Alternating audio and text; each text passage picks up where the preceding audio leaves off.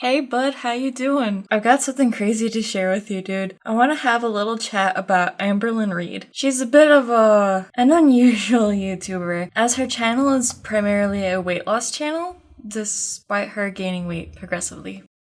Before getting into that though, today I am drawing Watanabe from the Love Live Sunshine series. I actually recorded this a while back and actually edited a while back, but throwing it out here now. Hope you enjoy it. But anyways, our girl Amberlynn Reid began in about 2003, weighing in at about 368 pounds. Today, her most recent weigh-in that I'm aware of is 562.6 pounds. Over the course of her YouTube career, she's gained over 190 pounds. That's the weight of an additional person. Nani the frick, am I right, boys? Normally I'd love to rip a couple of jokes, I'll be honest, but despite my want for having a couple of chuckles with you guys, I kind of want to take a slightly more serious route this time. I feel honestly bad for her in a lot of ways, but I also kind of care about this topic a lot. I've actually planned to make a series of YouTube videos for a while now, like years now, about weight loss in and of itself, but I didn't want to do that until I successfully made it to my own weight goal. I found myself in a similar limbo as her, where I'd lose a bit, something would throw me off, and I'd gain it all back and then some. After digging into the situation to discover the real cause, I've stopped gaining. This made me interested in Amberlynn. Her presence on YouTube has kind of a negative connotation. There's endless drama or commentary channels that cover her. A lot of channels have multiple videos on her actually. Last Amberlynn video this time, only for more to come out later, is something I've seen like more than once. So what's up? What's the deal? A lot of people feel that they've been lied to by her. People have become invested in her journey only for her to spit in their faces. They feel she's trolling them. She'll say she's on a new diet and day 2 give up, then proceed to post like a mukbang immediately after. Her followers watch as she slowly kills herself for views. Some feel she should delete her channel, with her mukbangs earning her unsavory dislike to like ratios. Like, crazy. Her videos where she actually has positive weight loss results do a lot better. People are actually happy for her when she does. The views and likes are more in her favor. So what's the deal? Why is she gaining? Let's figure this bad boy out. Let's start with this one big thing, her mukbangs. Mukbangs are usually done with unusually large amounts of food, but nowadays they don't really have to be. For my uninformed viewers, a mukbang is basically an eating broadcast, or a video in which someone eats for an audience. This is a Korean term, as this phenomena garnered huge traction in South Korea. It's gained a bit of popularity in the West too. Personally, I can't stand them, especially like the chewing and eating noises. Oh my gosh.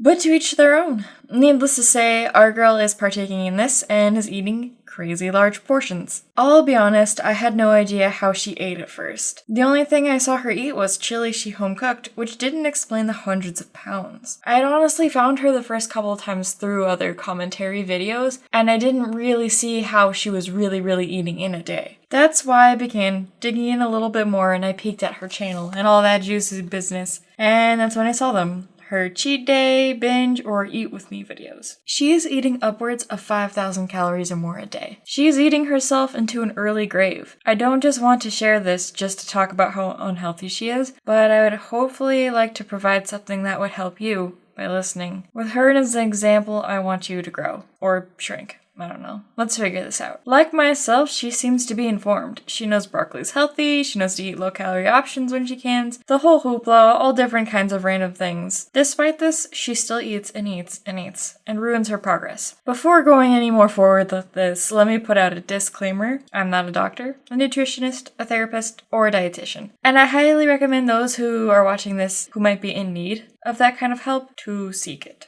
if possible. Without further ado, I'd like to break down and try to understand her problems. I'd like to start with her Octavia diet, where it sends her a month of meals, which are referred to as fillings, I guess, that are like granola bars, protein shakes, and the like. They're all like super sweet, almost candy-like things, which obviously isn't good in and of itself, but she liked the way it tastes. But she gave up because she was only eating 900 calories a day, and she was scared because of that. More recently, she posted about being with a weight loss doctor. By day 2, she gave up because she calculated the calories to be only 700, which probably isn't accurate, but regardless, she was concerned about how little she was eating and how much sodium she was getting on this diet, and determined that it was not right for her. Do we not see the issue here? Yes, typically undereating is not good, but this girl is 600 pounds. With the kind of stuff she eats anyway, homegirl shouldn't be worried about sodium or malnutrition. She already eats a lot of sodium and is not eating nutritious food. She is more concerned about these minor potential pitfalls versus being half a ton and dying. She performs a lot of mental gymnastics. Amberlynn is definitely an addicted girl. She'll make whatever excuses or rationalize the scenario to get her hands on more food, or clothes, etc. She has a binge disorder, but keeps herself continuously surrounded by trigger foods, and knowingly plans binges by buying food she doesn't need,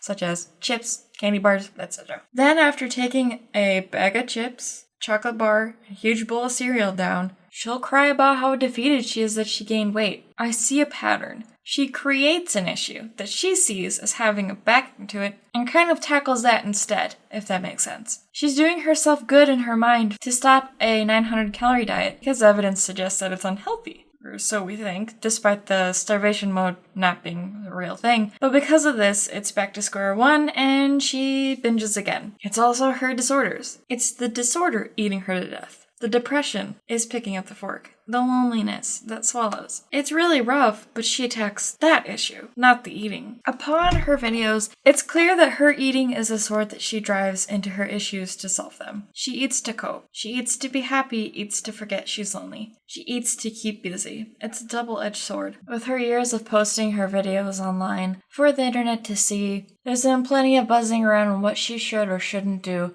be it helpful, unhelpful, etc. But typically it's about her eating. But her problem in and of itself isn't just eating. Her problem is her coping. She is in a mentally awful place to knowingly eat herself to death. She doesn't have self-respect. She doesn't love herself. She latches on to food because it's something right here, right now. It makes her happy, and it makes her happy right now. Eating is easy, coping is not. Dieting, addressing mental problems, and facing your stress head-on is scary. But until she can learn to handle when life isn't immediately happy and easy, she won't stop eating. In her case, her solution is an inpatient situation, where she is working directly with psychiatrists and doctors. For you and I, we have to confront our stressors, battle our demons. Everything in life can't be instant. You have to work towards things. Does it suck? Yes.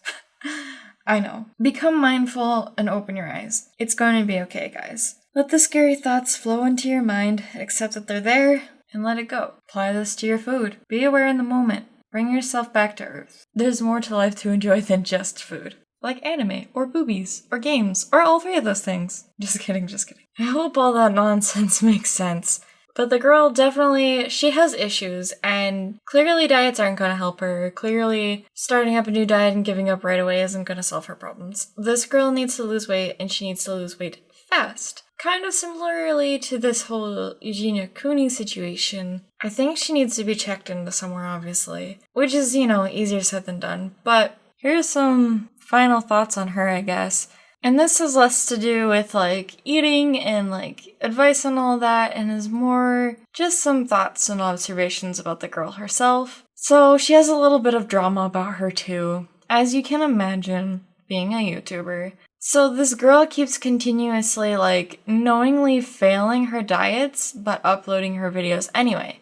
And she uses really, clickbaity titles and all that, and eats all these, really bad things for everybody to watch. And, people are pissed about it. And, understandably so. If she were, a friend of mine, and I knew that she was dieting, but then would, post herself eating, an entire pizza, I'd be pretty mad, too. Not only that, but she, argues with people. There's a video where she's doing, one of her little Eat With Me videos, and she has, what she considers to be a healthy meal, which is a plate of, carrots, I think it was, cucumbers or something, I think pita chips or something, or pita crackers. I'm not entirely sure. And then the girl has Chinese food in the same video. but then gets salty that people were getting mad at her for not eating healthy. And she's like, well, I am eating healthy, guys. So, hey, clearly you're not, sweetie. You can't just throw an additional bowl of broccoli with your bag of chips and consider that healthy eating. The chips gotta go. The broccoli's gotta replace your chips.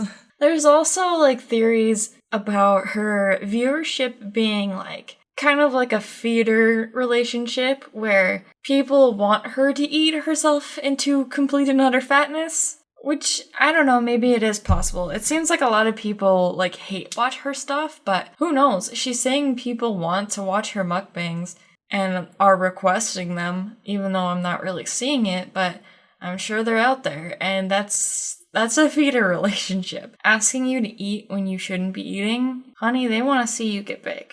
Some people, that's their fetish. Maybe I'm dumb, but I don't know. I find it really interesting. It's really interesting to get into the head of somebody else who's super different from me, that I don't really understand, and try to understand them. I also feel like in some ways I relate to her situation. I don't necessarily have a binge disorder, but I definitely get that instant kind of gratification eating. I'm a very busy person and I don't like to think about what I eat or anything like that. I just want it to be ready for me and I just eat it, I guess, which is lazy as hell, dog, but easier said than done, you know? I'd rather eat, like, something I could just grab and go than to have to cook something. It also, like, helps that my situation isn't exactly, like, you know, fantastic for that anyways, but regardless. But to be completely honest, I wasn't doing very well mentally for a while. If any of you have been following me for a bit, you've known that I used to be really active online. I used to draw and post pretty much every day. I used to stream every day too, but I kind of stopped doing that. I really started struggling after about 2015. Just life and work and everything kind of got ahead of me. And I really, stopped taking care of myself, but was in complete denial about it. And it led to me being in this cycle of, weight loss and weight gain, because, when I wasn't doing so hot, I would gain, about 10 pounds. And then I'd, want to go and fix it. And I dropped the 10 pounds. And then stuff got a little bit, I don't know, less comfortable, we can say. And then it started to be an up and down of 15 pounds. And then every time I lost weight, I would gain it back and then some. And then it just became this real not so great cycle. And I hated it. I really, really did. I was having a lot of, self-confidence issues, I guess, and relationship issues, and was really, really, really in denial about it. I'm like, no, I'm fine, I'm totally fine. But really beat myself up, I guess. And I really struggled for a couple of years to really get a grip on myself. And there's different things that I would jump to make me feel better, such as hanging out with people or sleeping a lot or, but I lost sight of things that really made me feel good. And your girl gained hella weight. My normal weight, I went up about 20-30 pounds, which isn't crazy, but it's still not comfortable. And after seeing the cycle just keep going up and up and up and me just deteriorating more and more, I decided that it was time that I really take in the reins on the situation. So I saw a dietitian, I've been talking to my doctor, I started seeing a therapist, all this kind of stuff, because getting my life in order is really important to me. And I started to see that there's more than just how you're eating that's the problem. Obviously, calories in, calories out, but there's more to the equation that can really affect you. And until you can really get those things in rein, you're not going to really progress much. And I'm sharing this because there's a lot of things in life that works really similarly. It's not just eating and diets.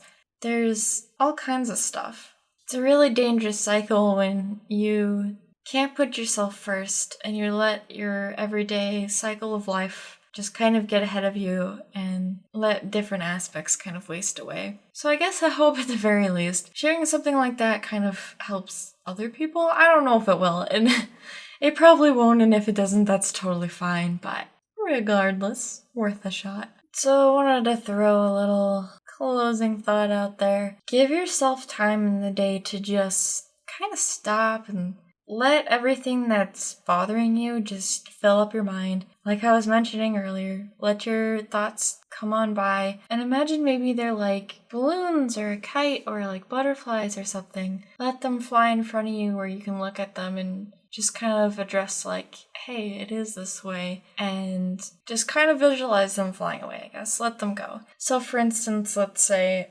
man, for example, I have holes in my pants and I'm too much of a pussy to buy more pants because I'm afraid I won't like them. You know, I could stop and think, my pants are all tore up. I don't want my pants not to fit. This sucks. This makes me anxious because I have to go to work with holes in my pants. And then just kind of accept, like, you know what? It's whatever. It's not that big of a deal. I have holes in my pants. I'll survive. If my pants don't fit right, I'll survive. It's okay. Losing a little bit of money is okay. It sucks, but it's okay. And then just let them go and move on. And obviously that's a terrible example because that's not that stressful, obviously, but it's something. So if you can, I really advise you guys to try that someday. Sorry for such a weird, video topic, but yeah. My closing thoughts for you, friends. You need to nip your problem in the root, or it will continue to bud. You can't just nip it in the bud, because it will keep coming back. Come to your problems from the source, if you can. And also, I'm proud of you for doing a really good job. Whatever it is you're doing great, and keep doing it, and don't give up. So yeah, thanks for watching, guys. As usual, blam, social media, links are in the description below. And give me your thoughts. What do you think about this topic? Let me know. For real. Let's chat. Alright, see you later, friend.